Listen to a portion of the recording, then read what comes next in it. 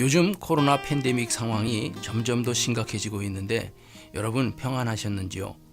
사회적 거리두기로 정상적인 경제생활이 힘들어서 어려움을 겪고 있진 않으신가요? 오늘은 참 행복의 걸림돌이라는 제목으로 함께 은혜를 나누려고 합니다. 사람은 누구나 행복하길 바랍니다. 언제 어디서나 행복을 누리길 원하지요. 그런데 현실을 보면 세상에는 행복한 분보다 불행하고 힘든 분들이 더 많은 것 같아 안타깝습니다. 어떤 분들은 그 원인을 주변 환경이나 남들 탓으로 돌립니다. 혹은 시대를 잘못하고 태어나서 불행하다 말하기도 하지요. 부모나 조상을 탓하는 이들도 있고요. 국가나 사회적 부조리 때문이라고 여기는 사람들도 있어요. 그러나 반면에 요즘같이 전염병이 유행하는 중에도 행복을 누리는 분들도 계십니다. 심지어 전쟁 포화 속에서도 평안과 행복을 뺏기지 않고 만끽하는 분들도 계시기까지 합니다. 그게 가능할까요? 예, 가능합니다. 그게 가능한 이유는 진정한 행복은 남들이나 외적인 환경이 주는 게 아니라 세상을 주관하시며 만복의 근원 되신 하나님께서 주시는 것이기 때문입니다. 돈이나 물질이 행복을 주지 못하고 부모도 줄 수가 없는 것이 행복입니다. 돈으로 좋은 침대는 살 수 있어도 단잠은 살 수 없다지요. 돈으로 멋진 집은 살 수 있어도 행복한 가정은 살 수가 없지요. 부모가 유산이나 가업을 물려줘도 그로 인해서 자식의 행복이 보장되는 것도 아닙니다. 오히려 그것들로 인해서 형제 간의 갈등과 불화만 심화되는 그런 불행을 겪기도 합니다. 사실 참 행복은 각자 준비된 만큼 하나님께서 주시는 것입니다. 우리 크리스찬들은 만복의 근원 되신 하나님의 자녀이기 때문에 행복해야 되지 않을까요?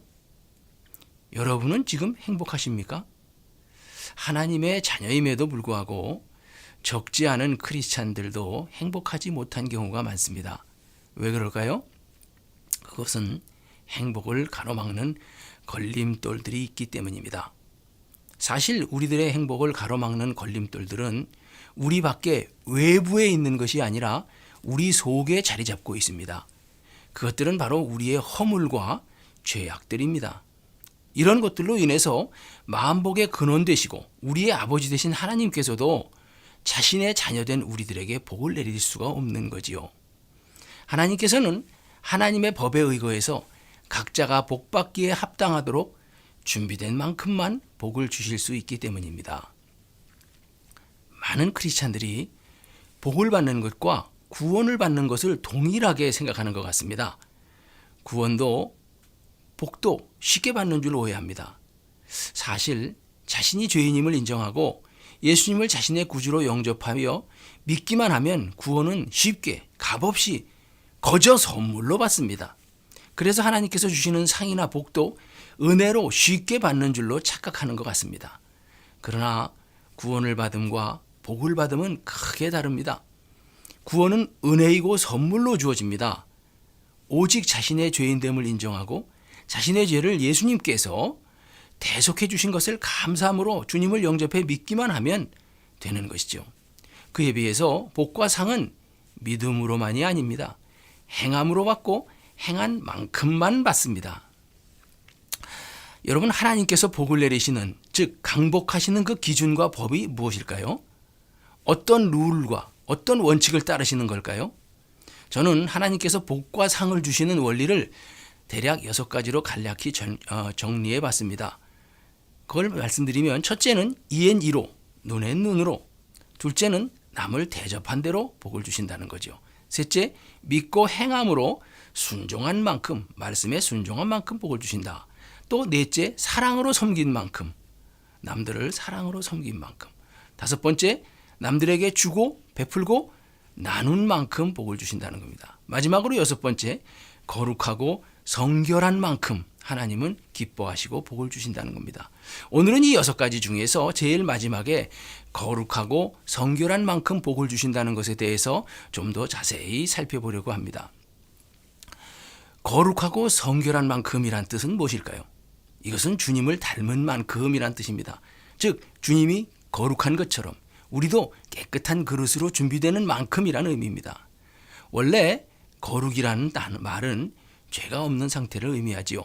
사실 하나님께만 해당되는 말입니다. 예를 들어서 우리가 성탄절 기념하지요. 탄이란 말은 여기서 거룩하다는 탄입니다. 성자 예수님께서 죄 없는 분이시죠. 거룩하신 분이시죠.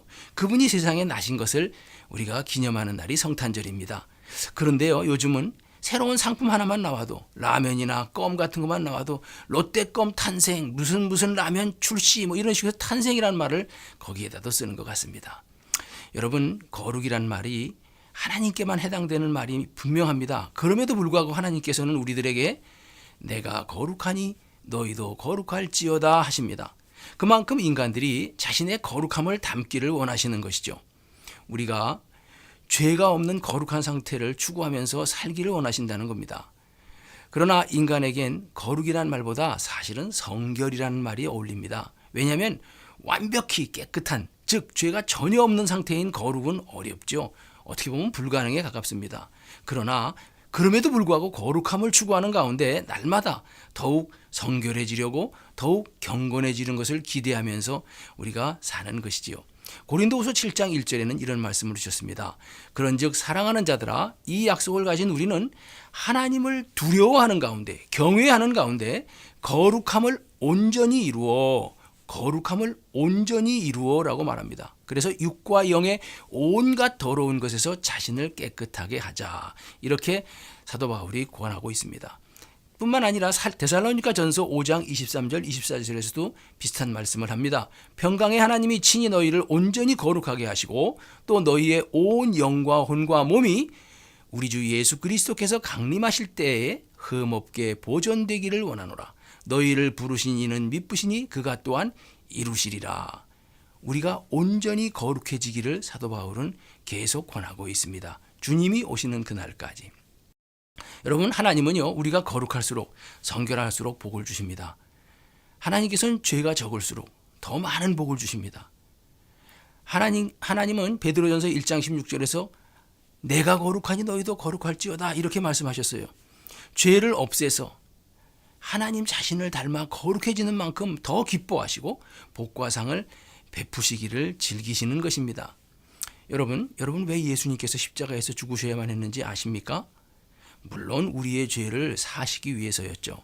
그러나 그보다도 죄를 싫어하시는, 죄와 함께 있을 수 없는 그 거룩하신 하나님이시기 때문에 우리를 사랑하시지만 우리와 함께 하시기 위해서 죄 없으신 예수님을 통해서 우리의 죄를 십자가에서 다 도말하셨다, 없애셨던 것입니다. 여호와께서는 잠언시 6장 16절에서 19절에서 이렇게 말씀하셨는데요. 특별히 여호와께서 미워하시는 것을 언급하셨습니다. 그 중에 첫째가 뭔지 아십니까? 교만입니다. 여호와께서 미워하시는 것, 곧 그의 마음에 싫어하시는 것이 67가지이니 곧 교만한 눈과, 첫 번째가 교만한 눈입니다. 거짓된 혀와 무지한 자의 피를 흘리는 손과 악한 계교를 꾀하는 마음과 빨리 악으로 달려가는 발과 거짓을 말하는 망령된 증인과 및 형제 사이를 이간하는 자이니라. 이처럼 하나님은 교만을 싫어하시죠. 특별히 죄 중에서도 교만죄는 하나님이 보실 때 우리 인간의 행복을 막는 가장 큰 걸림돌인 것입니다. 우리가 우리 삶의 언행심사를, 우리의 행위를 성결케 하는 만큼 복을 더해 주신다고 계시록 22장 14절에서도 말씀하고 계십니다. 자기 두루마기를 빠는 자들은 복이 있으니 그랬습니다. 이는 그들이 생명나무에 나아가며 문들을 통하여 성에 들어갈 권세를 받으려 함이라. 새 예루살렘, 천국, 아버지 보좌 앞에 들어갈 수 있는, 가까이 갈 수 있는 자격을 얻는 것이죠. 여기서 두루마리를 빤다라는 의미는요, 계시록 7장 14절에서 다시금 또 설명하고 있습니다. 어린 양의 피에 그 옷을 씻어 희게 한 흰옷 입은 자들을 나타냅니다. 예수님의 피, 즉 예수 믿고 구원받고 대속받아서 우리가 이제 흰옷을 입었다. 그런 자들은 우선 기본적으로 복받는 기본 조건이 충족된 것이죠. 자, 여러분 또 왜 모세가 가나안 땅에 못 들어갔는지 아십니까? 그것은요 하나님의 거룩하심을 나타내지 못했기 때문입니다. 신명기 32장 51절 52절에서 이렇게 말하고 있습니다. 이는 너희가 신광야 가데스의 무리바 물가에서 이스라엘 자손 중 내게 범죄하여 내 거룩함을 이스라엘 자손 중에서 나타내지 아니한 까닭이라. 내가 이스라엘 자손에게 주는 땅을 맞은편에서 바라보기는 하려니와 그리로 들어가지는 못하리라 하시니라. 안타깝지요. 모세가 가나안 땅에 40년 동안 이스라엘 백성을 이끌고 다녔지만 결국 자기는 못 들어갔습니다. 그 이유가 뭐라고요? 하나님의 거룩함을 나타내지 못했기 때문에 화내고 분을 낸 거지요. 예수님은 십자가의 피로써 우리를 구원하신 후 이제 무슨 일을 하고 계실까요? 성도들이 구원받았으니 끝난 건가요? 아닙니다. 성도들이 날로 더 성결하도록 우리를 도우시고 다스리십니다. 그것을 우리를 변화시켜 성장하고 성숙하게 만드십니다. 히브리서 12장 10절로 11절 또 14절을 제가 한번 읽어드리겠습니다. 그들은 잠시, 여기서 그들은 육신의 부모를 말합니다. 육신의 부모는 자기의 뜻대로 우리를 징계하였거니와 오직 하나님은 우리의 유익을 위하여 그의 거룩하심에 참여하게 하시느니라.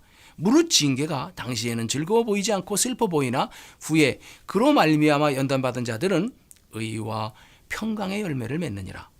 모든 사랑과 더불어 화평함과 거룩함을 따르라. 이것이 없이는 아무도 주를 보지 못하리라. 여기서 하나님은 거룩함을 강조하고 계십니다. 화평함과 거룩함을 따르라. 우리의 유익을 위하여 하나님의 거룩하심에 우리가 참여하게 동참하기를 원하신다는 겁니다. 우리는 피조물입니다. 날로 변화되어야 될 자들입니다. 하나님이 빚으셨고요. 또 지금도 우리를 빚어가십니다. 하나님은 우리를 흙으로 빚으셨습니다. God formed us. 우리를 빚으셨어요. 몸만이 아니라 우리 영혼도 빚으셨습니다. 각자 유니크하게, 이 세상에 똑같은 사람은 아무도 없죠. 독특하게 빚으셨습니다. 체형과 체질뿐만 아니라 우리의 기질까지도 하나님은 빚으셨습니다. 한편 마귀는 어떻습니까? 우리로 하여금 죄를 짓게 함으로써 우리를 변형시킵니다. 변질시킵니다. Devil, sin, deformed us. 우리를 변형시키는 겁니다. 변질시키는 겁니다. 그러나 예수님은 우리를 구원하셨을 뿐만 아니라 새롭게 영육간에 날마다 변화되어서 성장하고 성숙하여 주님의 본래의 형상대로 회복되기를 원하십니다. 그래서 Jesus can transform us. 하나님은 우리를 지으셨고 마귀는 우리를 우리를 변질시켰지만 예수님은 오셔서 우리를 살리시고 우리를 날마다 자신의 모양대로 회복시키십니다. 그것이 트랜스폼입니다. 변화시키시는 것이죠. 주님은 우리가 교만을 물리치고 겸손함으로 순종하여 죄를 짓지 않고 거룩할수록 복을 주십니다. 각자 영적인 성장과 성숙을 한 만큼 복을 주실 수 있는 게 하나님의 법이자 공의입니다. 각자가 복을 받기 위해서 우리는 그릇을 준비합니다. 그 그릇을 크게 준비하는 사람이 있고 적게 준비하는 사람도 있죠. 그 그릇이 더러운 사람도 있고 깨끗한 사람도 있습니다. 그 그릇의 크기와 청결도에 따라서 그에 비례해서 하나님은 복을 주신다는 것을 우리는 잊지 말아야 됩니다. 하나님은요, 교만한 인간을 계속 빚어가십니다. 어떻게 빚어가실까요? 낮추셔서요. 특별히 고통과 고난으로 우리에게서부터 교만과 오만을 제거하기를 원하십니다. 이게 하나님의 대응법입니다. 하나님은 각 사람을 대하실 때 그 사람이 얼마나 교만하냐, 얼마나 겸손하냐에 따라서 달리 대하십니다. 이것이 하나님의 정의이고 공의입니다. 이거는 불공평이 아닙니다. 하나님이 누구를 편애하시는 게 아닙니다. 겸손한 만큼 우대하셔서 높여주십니다. 높이신다는 말은 존귀하게 하신다는 거죠. 하나님은 교만한 만큼 대적하십니다. 그래서 낮추십니다. 낮추신다는 말은 겸손케 만드신다는 겁니다. 베드로전서 5장 5절 6절에서 베드로가 젊은 자들에게 이와 같이 말합니다. 젊은 자들아, 이와 같이 장로들에게 순종하고 다 서로 겸손으로 허리를 동이라. 하나님은 교만한 자를 대적하시되 겸손한 자들에게는 은혜를 주시느니라. 그러므로 하나님의 능하신 손 아래서 겸손하라. 때가 되면 너희를 높이시리라. 여러분, 여기서 은혜를 겸손한 자들에게 주신다고 그랬죠. 은혜가 뭡니까? 받을 자격이 없고 받을 이유도 없는데 받아서 누리는 것입니다. 얼마나 감사한 일입니까? 용서받는 겁니다. 한편 교만은 멸망과 패망으로 가는 지름길이 된다고 말하고 있습니다. 여러분, 교만 이것의 종말은 끝은 뭘까요? 결국 패망입니다. 여러분 지식이 많으면요 교만하기 쉽습니다. 경험과 권세가 많으면 거만하기 쉽지요. 돈과 재물이 많으면 오만하기 쉽습니다. 근데 이런 사람들 교만하든 거만하든 오만하든 결국 종말은 다 똑같습니다. 파멸이요, 실패요, 패망이요, 멸망입니다. 마지막엔 사망으로 이어지죠. 낮아지고 넘어집니다. 이사야서 2장 12절에서 하나님은 이렇게 말씀하셨습니다. 대저 만군의 여호와의 날이 모든 교만한 자와 거만한 자와 자고한 자에게 임하리니 그들이 낮아지리라. They will be humbled. 낮아진단 말은 겸손케 만드시겠다는 겁니다. 여러분 교만이 도대체 왜 시작됐을까요? 어디서 온 걸까요? 교만은 사실은 사탄에서부터 시작된 겁니다. 사탄이 사탕된 것 자체가 교만 때문이었습니다. 사탄, 마귀는 스스로 자기를 높여서 하나님처럼 되려 했던 것이 성경 이사야서 14장에 잘 나와 있고 에스겔서 28장에도 나와 있습니다. 물론 사탄이라고 말하진 않았습니다. 거기에는 바벨론, 아수르, 두로 왕에 대해서 언급하면서 나온 내용입니다. 그러나 그 내용을 제가 한번 읽어드리겠습니다. 이사야서 14장 12절로 15절에 보면 이것이 바로 사탄을 의미하는구나, 마귀를 의미하는구나 를 알 수 있습니다. 너 아침의 아들 계명성이요 어찌 그리 하늘에서 떨어졌으며 너 열국을 엎은 자여 어찌 그리 땅에 찍혔는고 내가 내 마음에 이르기를 내가 하늘의 뭇별 위에 올라 하나님의 뭇별 위에 내 자리를 높이리라. 내가 북극 지폐의 산 위에 좌정하리라. 가장 높은 구름에 올라가 지극히 높은 이와 같아지리라. 비기리라 이렇게 말했습니다. 여기서 가장 높은 자가 뭡니까? The Most High 하나님을 말합니다.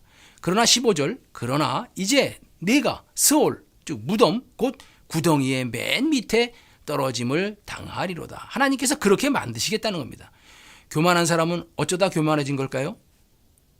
사탄은 그렇다 치더라도 사람도 교만하지 않습니까? 어떻게 그렇게 교만해졌을까요? 처음부터 교만한 이가 있을까요? 예, 많은 사람들은 보통 그렇게 교만하진 않은데 때로는 선천성으로 태어나면서부터 가게 흐르는 저주, 그 죄로 인해서 무척 교만한 채 태어나는 사람도 있습니다. 교만의 영이 악한 저주받은 영, 악한 영들이 그와 함께하는 경우가 있습니다. 사실은요, 교만해졌다는 것은 속은 겁니다. 거듭거듭해서 진 겁니다. 일종의 중독입니다. 교만해져서 우쭐대고 다른 사람들 앞에서 자기를 자랑하고 남들이 자기를 인정해주는 그것을 즐긴 겁니다. 그래서 이미 교만해진 이들은 교만에서 벗어나기가 쉽지 않습니다. 왜 그러냐면 인이 박이고 중독됐기 때문입니다.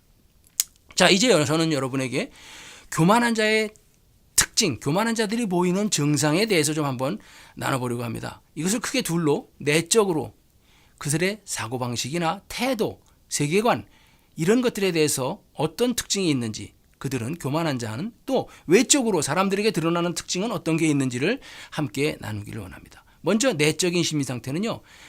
첫째는요. 항상 1등 지상주의입니다. 항상 머리가 되려고 하고 높아지려고 하고 최고가 되려고 합니다. 완벽주의를 추구하죠. 자존심도 셉니다. 보통 기가 세다 그러죠. 그런 사람들이 교만한 겁니다. 둘째, 성공지향입니다. 늘 승리해야 됩니다. 지구는 못 배깁니다. 그래서 심한 경쟁의식을 갖고 있죠.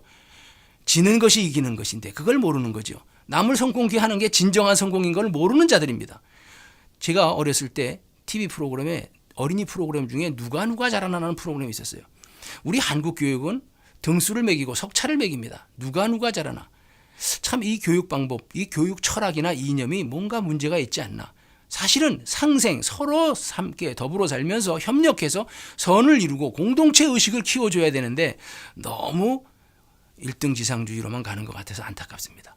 여러분, 그 다음에 세 번째로 이 교만한 자들은요, 항상 우월감을 갖고 있습니다. 그리고 한편으로는 또 열등감도 가져요. 이거는 동전의 양면입니다. 우월감과 열등감은 반대 같지만 사실은 동일한 겁니다. 선줄로 여기는 거죠. 자기가 항상 최고라고 생각하고 자기보다 더 높은 사람에 대해서 시기 질투하죠. 남 잘 되는 걸 못 봅니다. 선망하고 부러워하고 시기 질투로 넘어가죠. 자, 다스리려고 그러고 자기가 최고가 돼야 되기 때문에 우월감을 갖는 겁니다. 네 번째로 이 교만한 자들은 항상 자기중심적입니다. self-centeredness. 뭐든지 자기가 최고고 내 말이 맞고 항상 자기를 중심으로 생각합니다. 근데 성경에서는 뭐라고 말씀하십니까? 누구든지 나를 따르고자 하면 먼저 자기를 부인하라 그럽니다. 교만한 자들은 자기의 유익을 쫓습니다. 이기적입니다. 손해 못 봅니다. 근데 성경에서는 뭐라고 그럽니까? 자기 십자가를 지라고 합니다. 십자가가 뭡니까? 희생입니다. 손해보는 겁니다. 자, 자아도취에 빠져서 착각 속에 삽니다. 교만한 자들의 특징입니다. 자기만을 사랑하고, 이 돈을 사랑하고, 이것이 이들의 가장 모습이고요. 그 다음에 다섯 번째로는 교만한 자들은 여러 가지 욕심이 많습니다. 특별히 명예욕이 많고요. 그래서 남을 짓밟고 올라가서 1등이 되려고 합니다. 성취욕, 쟁취욕, 투쟁력이 강하죠. 그리고 지식에 대한 욕구도 많아서 그저 배우려고 합니다. 왜 배우는지도 모르죠. 사실 그 배운 거 제대로 쓰지도 못하죠. 우리가 살다 보면. 자, 마지막으로 여섯 번째, 그들의 태도는 뭐냐? 항상 도전 정신이 있고 적극적이고 능동적입니다. 열정이 대단하지요. 불굴의 정신으로 나아갑니다. 이것이 교만한 자들이 심령 속에 보이는 내적인 증상들입니다. 반면에 외적인 것, 우리가 볼 때 저 사람 교만하다고 느낄 수 있는 게 뭘까요? 그것은 성격이나 그들의 인격, 인품, 성격이라기보다는 성질이라고 해야 맞을지도 모르겠습니다. 그런 면에서 나타나는데요. 첫째는 뭐냐면 항상 남들과 비교합니다. 시기 질투하지요. 칭찬해주거나 축하해주는 것이 없어요. 남을 격려하거나 감사하지도 않습니다. 이게 비교하고 시기 질투가 강하기 때문입니다. 두 번째, 교만한 자들은요, 전투 자세로 살아갑니다. 너 죽고 나 살기, 경쟁적이고 치열합니다. 안 되면 되게 하라, 적극적 사고. 자, 이건 좋은 거지만 이것이 교만한 자들에게는 너무나도 두드러지게 나타나고 있다는 것을 우리가 알아야 됩니다. 그 다음에 또 세 번째로는 항상 자랑하고 우쭐대고 뽐냅니다. 그래서 남을 가르치려고 그러고 충고하고 고치려고 그럽니다. 부탁하지도 않았는데 충고해요. 권면하고. 여러분, 권면은 아무한테나 하는 게 아닙니다. 하나님이 특별히 강하게 성령으로 말씀하실 때만 하는 거죠. 자, 그 다음에 네 번째, 이 사람들의 외적으로 드러나는 것은 자기 주장이 강합니다. 항상 자기 생각대로 안 되면 화짜증을 냅니다. 그리고 자기 생각을 고집하기 때문에 까다롭고 까탈스럽습니다. 다른 사람하고 함께 포용하고 함께 가기가 쉽지 않죠. 두 번째, 비판합니다. 남을 비판하고 평가절하하고 네가 맞냐 내가 맞냐 시시비비를 따르는데 너무 피곤하게 굽니다. 그런 사람은 교만하기 때문에 그렇습니다. 남을 이해하고 용납하고 용서하며 살아야 되는데 그렇지 않으면서도 교만한 자들은 이렇게 비판하고 시시비비를 따지는데 초점을 둡니다. 그 다음에 또 판단하고 남을 무시하고 깔보기까지 합니다. 언짢아 하고 섭섭해하고 못마땅해하고 불평불만하고 참 구제불능이죠. 근데 여러분, 우리에게는 정도 차이지 이런 모습들이 다 있다는 것을 우리가 자세히 겸손하게 살펴보면서 오늘 말씀을 들었으면 좋겠습니다. 다섯 번째, 이들은 원망하고 절망합니다. 쉽게 자기 뜻대로 안 됐을 때는요, 절망하고 원망해요. 그래서 자기 분에 못 이겨서 자살을 하기도 하고요. 다른 사람을 죽이기까지 합니다. 심지어 자기 뜻대로 안 나고 방해가 되는 사람은 없애려고 하고 정신병원에 가두는 사람까지 있다는 것을 봤습니다. 참 너무나 엄청난 일을 벌이죠.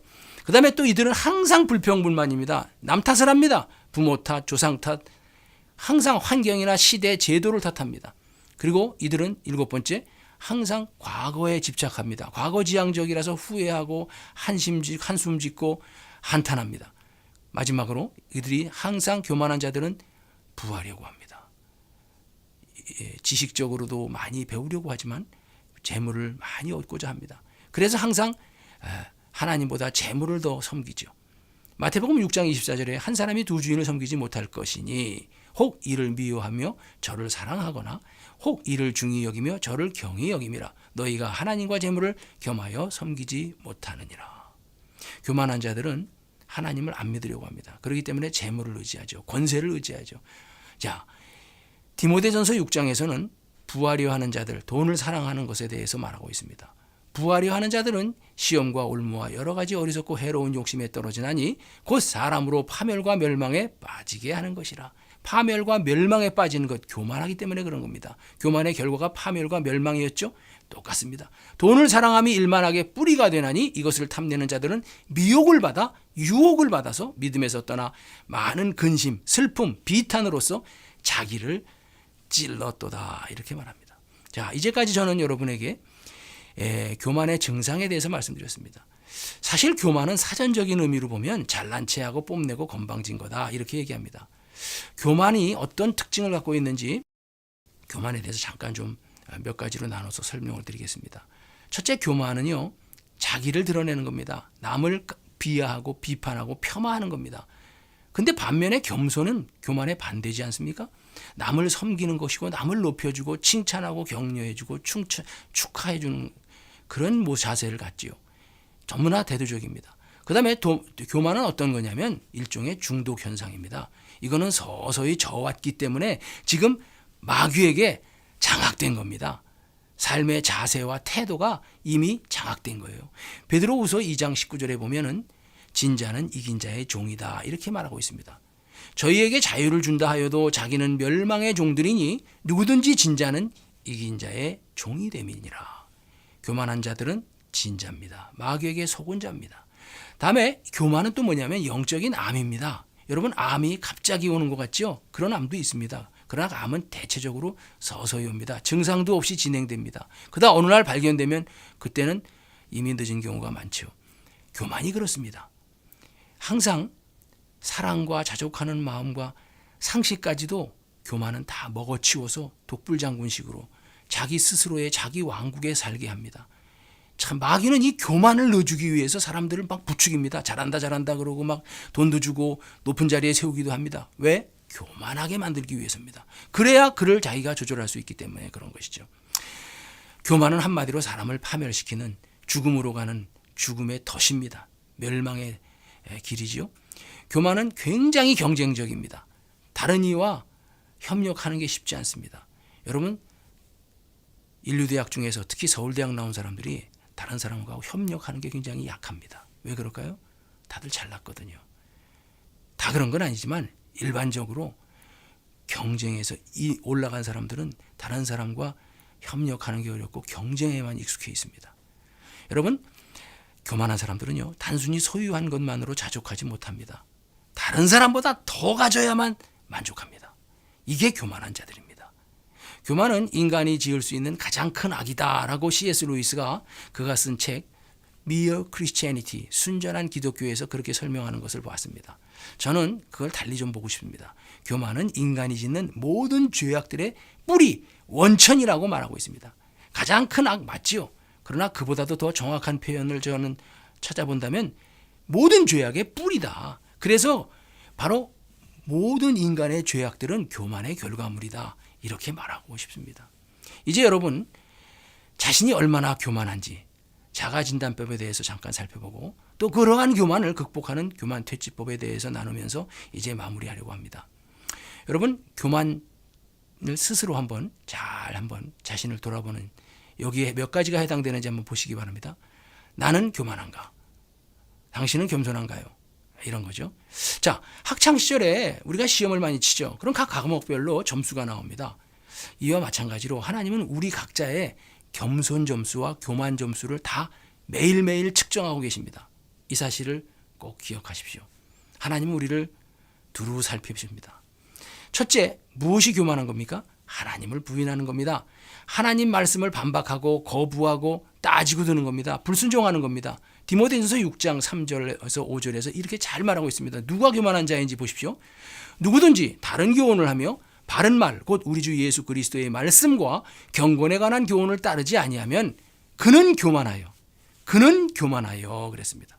아무것도 알지 못하고 변론과 언쟁을 좋아하는 자니 이로써 투기와 분쟁과 비방과 악한 생각이 나며 마음이 부패하여지고 진리를 잃어버려 경건을 이개방도로 생각하는 자들의 다툼이 일어나느니라. 이렇게 말하고 있습니다. 자, 첫 번째 하나님을 부인하는 자, 예수를 안 믿는 자, 불신자들이 가장 교만한 자라고 하나님 말씀하십니다. 그래서 지옥 보내시는 거죠. 살인해서가 아닙니다. 간음해서가 아닙니다. 예수를 부인하기 때문에 하나님을 인정하지 않기 때문에 가장 큰 죄, 교만이기 때문에 지옥 보내시는 거지요. 두 번째, 교만한 자들은 남들이 나를 무시하거나 알아주지 않으면 나를 좀 우대해 주지 않으면 혹은 자기 일에 참견하거나 자기를 가르치려고 들면 굉장히 기분 나빠합니다. 여러분 그러지 않으십니까? 제가 옛날에 그랬습니다. 쥐가 뭔데 나한테 이리라 저리라 그래? 근데 그 정도가 심할수록 교만한 겁니다. 세 번째, 나는 우쭐대나 우월감을 갖고 있나? 자랑을 많이 하는 편인가? 나는 이렇게 늘 말할 때 그 사람의 대화를 보면 나는 이렇게 하는 사람이 있습니다. 내가 복음을 쓰는 사람입니다. 그게 바로 교만한 자입니다. 여러분 우쭐대지 않아 나는 이렇게 말하는 사람은 사실 우쭐대고 있다는 증거입니다. 교만한 자는 교만한 사람을 제일 잘 알아봅니다. 그러나 겸손한 사람은 자기가 겸손한 줄도 모릅니다. 자, 이것이 우월감이 있느냐 없느냐를 나타내는 거죠. 그 다음에 네 번째로 교만한 자는요, 자기보다 남을 낮게 여깁니다. lower than me, 나보다 낮게 여깁니다. 깔보고 무시하는 거죠. 그러나 겸손한 자는 자기보다 남을 낮게 여깁니다. better than me, 그래서 배우고 본받으려고 하지요. 이것이 교만한 자와 겸손한 자의 두드러진 차이고요. 또 내가 겸손한지 교만한지 뭘로 알 수 있는지 아십니까? 우리말에는요, 존댓말과 반말이 있지 않습니까? 그 사람이 쓰는 말을 잘 보십시오. 반말을 많이 쓰거나 아니면 반존 비슷하게 하면서도 하대하는 사람이 있습니다. 이게 겸손과 교만의 척도 중에 하나라고 저는 생각합니다. 제가 유명 유튜버들의 유튜브 영상을 보다 보면 좀 조회수가 많은 사람, 가입 구독자 수가 많은 사람들은 은근히 갈수록 반말 비슷하게 하더라고요. 이게 교만해진다는 증거입니다. 다음에 어떤 사람이 또 교만한 거냐? 특별히 비교하고 경쟁합니다. 나이를 따집니다. 서열을 따집니다. 내가 과장이야, 나 장관이야, 직위를 따집니다. 자기의 지식, 나 박사야, 나 전문가야, 프로페셔널이야, 자기의 재산, 나 이 정도의 집에 살아, 나 이런 차를 타, 이러면서 비교하며 경쟁하면서 자기도 모르게 그런 의식이 잠재의식 속에 깔려 있습니다.